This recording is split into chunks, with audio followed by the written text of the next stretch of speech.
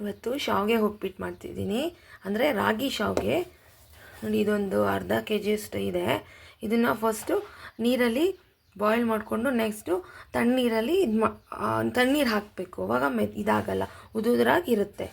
First ನೀರು ಹಾಕಿ ಮಾಡೋಣ.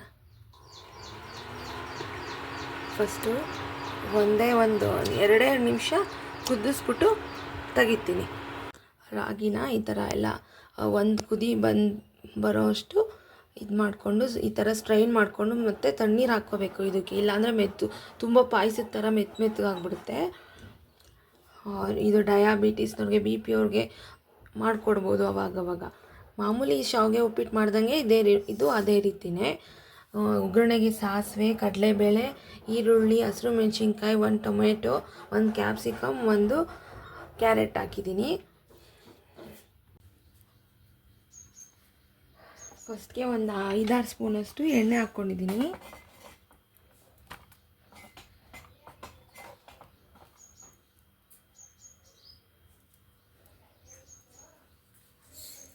ಸಾಸಿವೆ,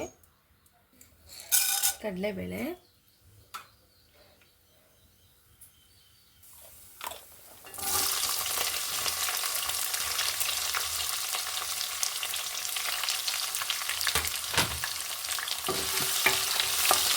ಈರುಳ್ಳಿ, ಹಸಿಮೆಣಸಿನ್ಕಾಯಿ ಗೋಲ್ಡನ್ ಬ್ರೌನ್ ಬರೋವರೆಗೂ ಫ್ರೈ ಮಾಡ್ಕೋಬೇಕು.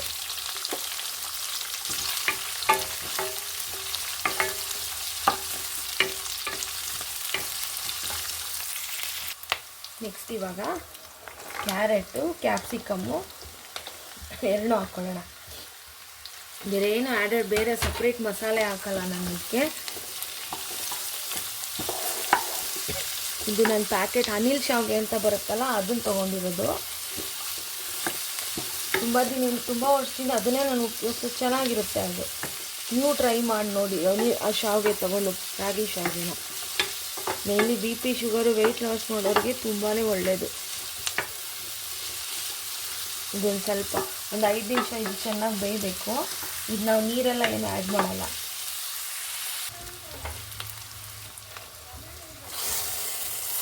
ಟೊಮ್ಯಾಟೊ,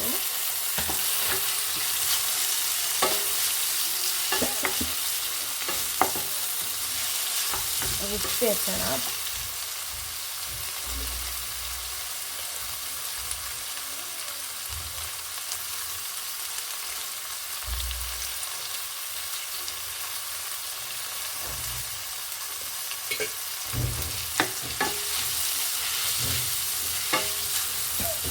ಇದೆಲ್ಲ ಫ್ರೈ ಆಗ್ತಿದ್ದಂಗೆ ಕಾಯಿ ತುರಿ ಹಾಕಬೇಕು.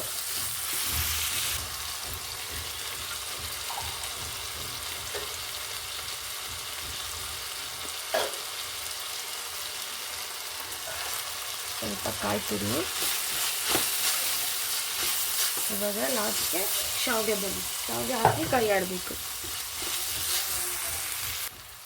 ಇವಾಗ ಲಾಸ್ಟಿಗೆ ಶಾವಿಗೆ ಹಾಕ್ಕೊಳ್ಳೋಣ.